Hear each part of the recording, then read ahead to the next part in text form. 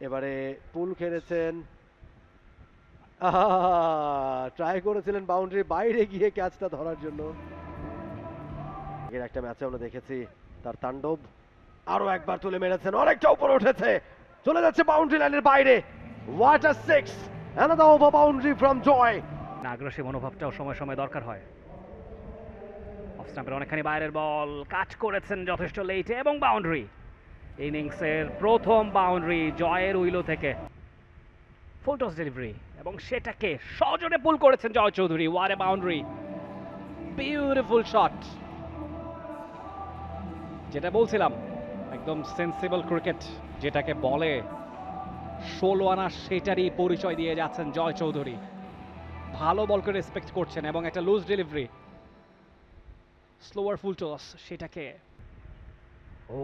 এবারে বিপদ হতে পারত, কট বিহাইন্ড হতে পারতেন জয়, সেখানে বলের নাগাল পাননি। এবারে পুল খেলেছেন, ট্রাই করেছিলেন বাউন্ডারি বাইরে গিয়ে ক্যাচটা ধরার জন্য। বিশাল ছক্কা জয়ের উইলো থেকে। অনেকক্ষণ ধরেই একটা বাউন্ডারি খুঁজে ফিরছিলেন এই দুই ব্যাটার, অবশেষে সেটা মিলেছে। জয় চৌধুরী 16 বলে 21 রানে পৌঁছে গিয়েছেন এই ছক্কার মধ্য দিয়ে। সেখানে ফিল্ডার যিনি ছিলেন তার কথাই দুজন মিলে মনে করিয়ে দিচ্ছেন এবং হার্ড রক স্টাইলে ব্যাটিংটাও করছেন। Another boundary for joy Chowdhury.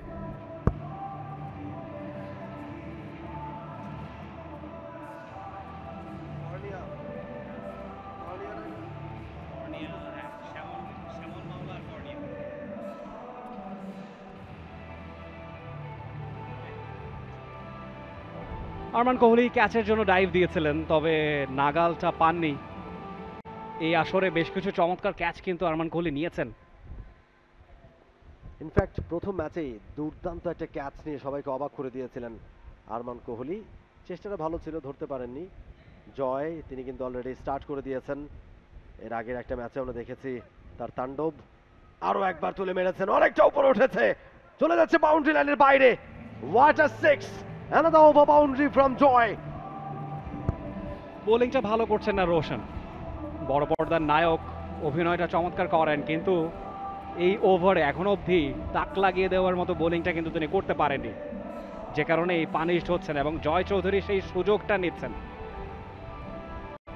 আজকের ম্যাচে এই ইনিংসে সোফার জয় চৌধুরীর ব্যাটিং যদি আপনি পর্যবেক্ষণ করেন, দেখবেন যে ভালো বলকে তিনি রেসপেক্ট করেছেন একের পর এক, এবং লুজ ডেলিভারি পেলেই তিনি 4-6 হাঁকাচ্ছেন।